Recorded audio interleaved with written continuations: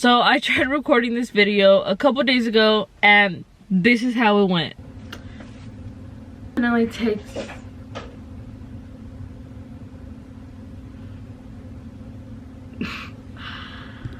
So that being said, I am no longer doing videos on my house for ghost purpose reasons. I'm just kidding. Honestly, I was by myself. It was pretty late at night already and I heard that noise and I was just like, I'm dipping. But I don't really care. I'm not scared. I sleep with the light on. No big deal. I know you guys can tell by the title down below what this video is going to be all about. So let's get right into that. I want to start off by saying, guys, I'm nowhere near a professional. I am nowhere near where I want to be in my fitness journey, but I want to bring you guys along. I want to bring you guys a little bit closer into my, like, I guess you could say like real personal life, like real life personal life. You know what I mean? If that makes any sense. I want you guys to see my body from pre-pregnancy, pregnancy, postpartum, now. Like, it's crazy. The change has been real. The change is definitely there. When I was in middle school, I weighed about 115 to 120 pounds. That was my ideal weight. Like, I would never go up, go down, or nothing like that.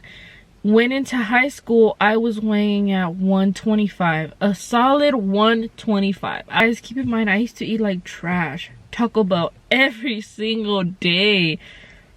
Why? I don't know. You know, I didn't hate my body, because in my eyes I was like, you know, I'm a little thicky, you know, I thought. And then I see pictures and I'm just like, damn, my mother. Bueno? Okay, ma. Bye, love you. Pretty positive I was 125 my whole life. I honestly have never even weighed myself and weighed 115. So 125, putting a little extra pounds on there.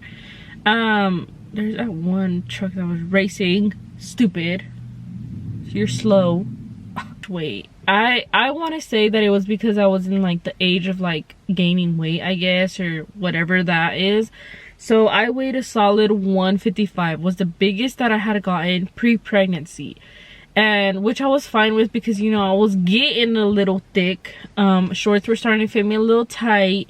I had to go up my size and everything, which I was happy, you know, but never cared about my body too much to where I was just like, oh, like, I have no ass, I have no boobs, I have this, I don't have this, I don't have this. I cared, but it was never like the biggest insecurity of mine up until I had my baby. Right now is pre-pregnancy. This picture coming up is gonna be me at 37 weeks. I was big. You can tell, like, I had a booty, you know, everything was growing. Pretty happy, and I was like, you know what? Like, I'm gonna maintain this. Because me thinking, like, I'm gonna give birth, go straight to the gym. Because I knew I need to go to the gym. Because guys, I gained so much weight in my pregnancy. I was weighing 185.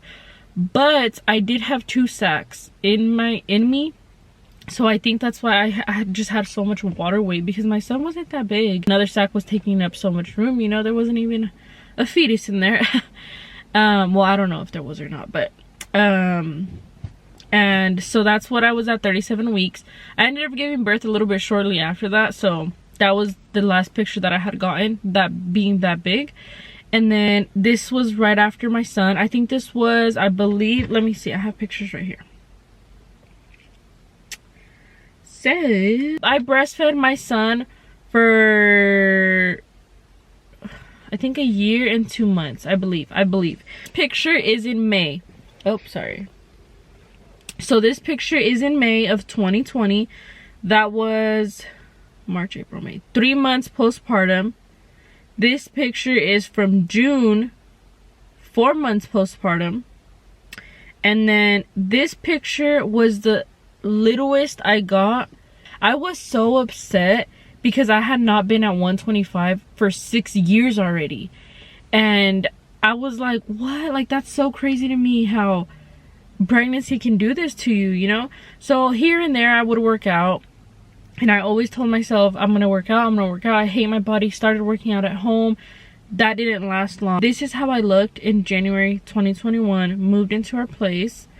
So you guys can see, this is in July of 2020, and then this is in March. Like, guys, the difference is there. Like, there's a huge difference. And I think what it is that kind of helped me like understand and realize is that it's so, like, not beat yourself up for it, because if you beat yourself up, you're not gonna get anywhere. If you're just like, I don't look like that and wait, you know, like, no. It's gonna take some time until you realize that okay, like, this, enough is enough. You're gonna make that change, and that's when it starts. That's when the journey of you wanting to better yourself starts. Right in your macros, and your calorie, your protein intake, and all that good stuff. It'll get you where you want. You don't have to. I don't necessarily do it, but the one thing that I do have is my Fitness Pal. It's a free app and I love it. I don't always track my things, but look, this is what, whoa. So I'm actually gonna screen record my phone right here and I'll post it. Okay, so this is my Fitness Pal, and my goal is 2,890 calories. I don't know why it's so high. I thought it was 250. So whenever you start or whatever, I've gained and that's another thing. I've gained 6 pounds while I've been working out. So in the last 3 months, I have lost all my stomach, but I have gained 6 pounds in the process, which is insane to me, but it's muscle. I'm turning my fat into muscle. And right here where it says your goals, you put your current starting weight, which was, I was at 155, because I had gained, so I was at 155 the 3rd of 2021. My current weight right now is 161. I'm trying to gain weight, I'm trying to gain muscle, so that's why my protein intake is so high, and my calories, you know. So weekly goal, I'm trying to gain 1 per week. You can change it, your active level, how active you are, and all that good stuff, and then you can customize your own calories. So right here, if I put 2,500, it tells me, okay, you need 30% fat, and then, oh no, you need 126 grams of protein, 83 grams of fat, carbohydrates 313, you know. So it's pretty cool, you know. I really honestly don't use it as I should, but right here also you hit the little plus button and you calculate your breakfast, your anything. So let's just say I ate a freaking thing of spinach and it says 7 calories, 1.1 grams of carbs, 0.1 grams of fat, and then 0.9 grams of protein. Going into, and then it calculates it, and then it tells me how many calories I'm remaining. So then I go add my lunch, and let's just say this is all the things that I've had. So let's just say I had 2 eggs sunny side up, and then right here it tells me that I'm remaining 2,227. What? 2,200 calories. Pretty cool. It helps you out a lot when you're first starting, because you're just like, where do I start? Be a really long intro. Oh my god, this is way too long of an intro, huh? But I want you guys to understand and know where I'm coming from. What works for me 100% might not work for you, but this is my experience. This is what's been working for me, and so I want to help you guys. I want to see if I can give you guys that extra push. I know that if I felt a certain type of way about my body, I can only imagine how other people feel, and I'm here to let you know that you are not alone. We got this. We got this shit. It's all mental, you guys. It's literally all freaking mental. I do take pre-workout only because I do a lot in my days. I am a mother. I'm a full-time worker, and some, you know, I still work. I'm not gonna get into that, but so yeah, it's just, it's a lot, you know. And I feel like I did not cover everything I needed to cover, but I wanted to get a little bit more in depth into my personal life because I want you guys to know exactly where I'm coming from, and I want to know where you guys are coming from. I want to know in the comments down below what you're trying to do. Maybe I can help you out, you know. I hope these videos are super helpful. I do want to say one thing. My form isn't perfect, and that's okay, and it's only gonna get better, you know. If I suck at it right now, I'm gonna be a pro at it by the end of the year, you know. So guys, don't be embarrassed. You can start at home. You can literally do anything at home. It all starts with you. You can't what do they say? You can't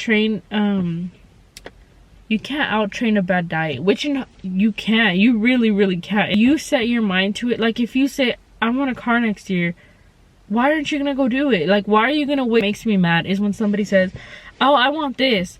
Okay, go out and get it. Do not wait for it to come to you, because if you're waiting, you're gonna be waiting until you go.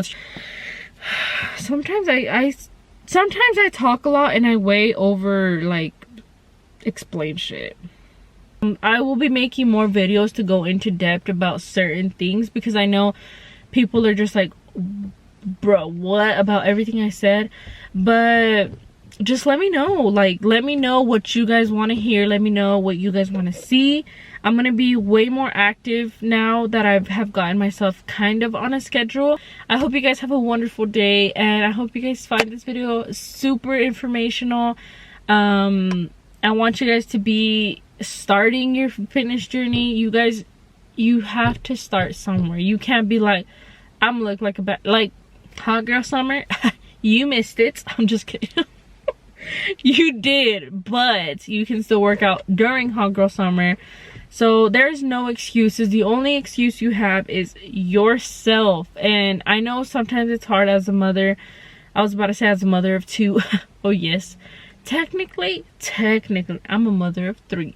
So it's difficult, you know, but it's not impossible. Okay, so this portion of the video will be voiced over because the YMCA does play music and I didn't want to get copyrighted. But starting off, I do like to go into the treadmill machine. I do wear my weighted ankle bracelets, and I like to incline on 9.0 and about the speed of 3.5 or 3.0, just depending. I like to walk for 5 minutes just to activate my legs. Right after that, I go into the leg press machine. I do like to do heavy weight on this. I do 1 set of those and I go right into calf raises. I do 2 sets of each, and in between I alternate them. That's just what works best for me. You can do whatever feels right for you. Right after this machine, I do like to go into I honestly forgot what this was called, but I like to do these. Honestly, I feel like these have the biggest impact on my thighs. As well as these, I like to do 4 sets of 12 on all of the machines that I normally do, or until failure. Now, you're not supposed to do this, but this is how I do it. But the burn and the sensation that I feel with this machine honestly makes me feel like I'm really doing something. So that's why I like to do it this way. So jumping right off of that machine, I do like to go to the one right next to it. I honestly forgot the name of all of these, but I feel like if you do these together, they work the best. Going into my RDLs, guys, my form is terrible. Editing a month later makes me realize I did a lot of these exercises wrong. So before all the form polices come at me, it's okay. I was starting fresh. I was literally a newbie to the gym. Now I kind of feel like I know what I'm doing. These are my goblet squats. I like to do 4 sets of 12 on those as well. These are hip thrust. Shortly after, a week after that, I actually learned that I was supposed to go a little bit higher in my pelvic area. I don't always do these in this exact same order that you're seeing them, but I also like to do 4 sets of 12 of these. Going into my abs, I like to do 50 of these and 50 Russian twist. I like to go back to back so that my abs can keep working. I like to do these. I don't know the exact name of them. I call them penguins. I've noticed such a huge difference while I've been doing these, so I've continued till this day to do these. Leg raises. It's so funny because when I wear a faja with these, you can like hear the faja like fart.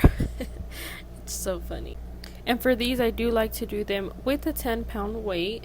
Honestly, it helps my arms out, helps my abs out, and overall it's just a great little alternative to do. Now, going into my upper body workouts, I do like to do these just to start off.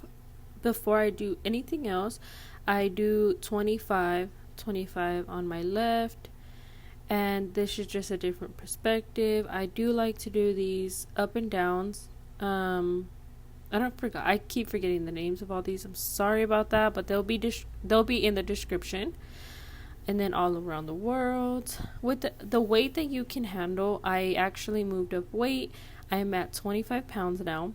Little proud moment. So these right here, you're actually supposed to keep your elbows closer in together. I didn't know that. It was still working for me, but I was definitely doing them wrong. I really love these. Shortly after doing these for a while, I seen a huge difference in my arms.